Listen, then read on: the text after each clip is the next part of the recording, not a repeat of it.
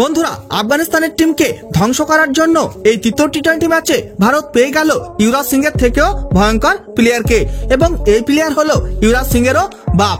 এবং এই প্লেয়ার মাঠে এসে এসেই শুরু করেছিল 4 এবং ছক্কার বর্ষণ, এবং এই ভয়ঙ্কর প্লেয়ার একটা ম্যাচে করে ফেললো 452 রান, এবং সেই সঙ্গে এই ভয়ঙ্কর ব্যাটার হাঁকিয়েছিল 40টি গগনচুম্বী ছক্কা।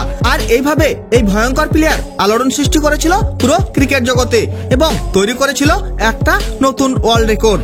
আপনারা যদি জানতে চান যে কে এই ভয়ঙ্কর প্লেয়ার, তাহলে বন্ধুরা ভিডিওটি লাইক করুন এবং চ্যানেলটাকে সাবস্ক্রাইব করে রাখুন। বন্ধুরা, এই সময় খেলা হচ্ছে ভারত এবং আফগানিস্তানের মধ্যে 3টি টি-20 ম্যাচের সিরিজ। তার মধ্যে প্রথম টি-20 ম্যাচ টিম ইন্ডিয়া 6 উইকেটের বিশাল বড় ব্যবধানে জিতে নেয় আফগানিস্তানকে হারিয়ে, এবং তারপর দ্বিতীয় টি-20 ম্যাচও টিম ইন্ডিয়া 6 উইকেটের বিশাল বড় ব্যবধানে জিতে নিয়েছিল আফগানিস্তানকে হারিয়ে।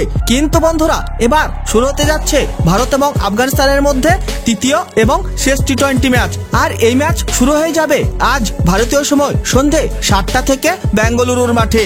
কিন্তু বন্ধুরা, এই ম্যাচ শুরু হওয়ার ঠিক আগেই টিম ইন্ডিয়া পেয়ে গেল যুবরাজ সিং এর থেকেও ভয়ঙ্কর প্লেয়ারকে, এবং অন্যদিকে এই প্লেয়ার তামিলনাড়ু প্রিমিয়ার লিগে ভয়ঙ্কর ব্যাটিং করে ফেললো।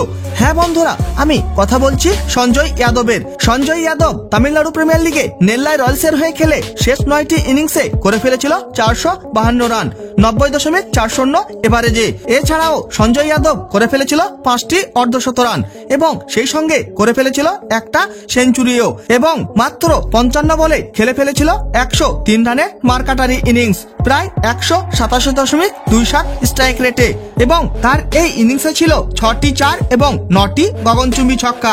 বন্ধুরা, সঞ্জয় যাদব শুধুমাত্র 4 এবং ছক্কার সাহায্যে খেলে ফেলেছিল 15 বলে 78 রানের ইনিংস, আর এইভাবে তৈরি করেছিল একটা নতুন ওয়ার্ল্ড রেকর্ড। বন্ধুরা, সঞ্জয় যাদব কি পারবে যুবরাজ সিং এর থেকেও ভয়ঙ্কর ব্যাটার হয়ে উঠতে, এবং সঞ্জয় যাদবকে কি ভারতীয় দলে সুযোগ দেওয়া উচিত কি উচিত নয়, অবশ্যই কমেন্ট করে জানিয়ে দেবেন আপনাদের মতামত। বন্ধুরা, ভিডিওটি শেষ পর্যন্ত দেখার জন্য ধন্যবাদ জানাই। তাহলে দেখা হবে নেক্সট কোনো ভিডিওতে।